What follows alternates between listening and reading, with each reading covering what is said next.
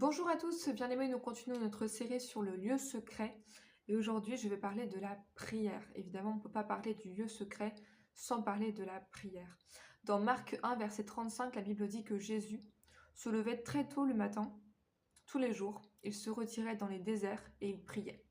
Donc il se retirait dans le secret et il priait. On va prendre Matthieu chapitre 6 que vous connaissez évidemment tous, mais on va quand même le lire.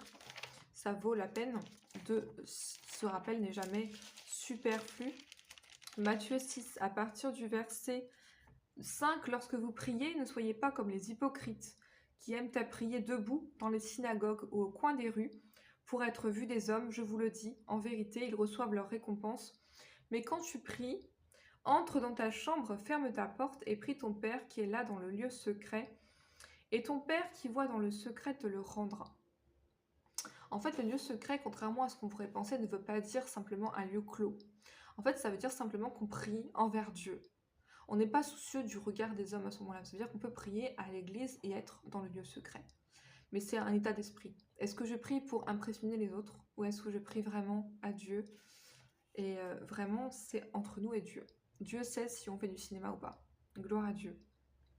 Je vais terminer par l'exemple de Daniel, dans Daniel chapitre 6, verset 10.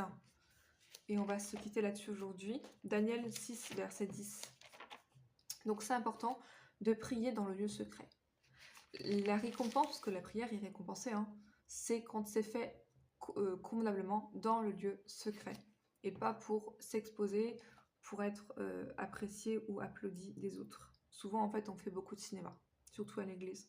On est vraiment dans le show et c'est pas ce qui nous amènera une récompense. Daniel 6, verset 10.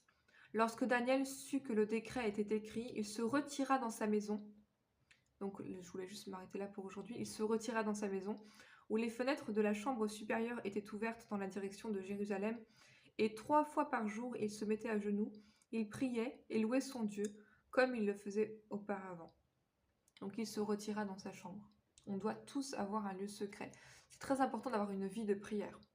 Battez-vous pour votre vie de prière. Parce que dans la société actuelle, on n'a pas le temps. On doit absolument prendre le temps. Il ne s'agit pas d'avoir le temps de prier. Il faut prendre le temps de prier. Avoir une vie de prière tous les jours. Et ça se passe dans le lieu secret, c'est-à-dire entre nous et Dieu. Gloire à Dieu.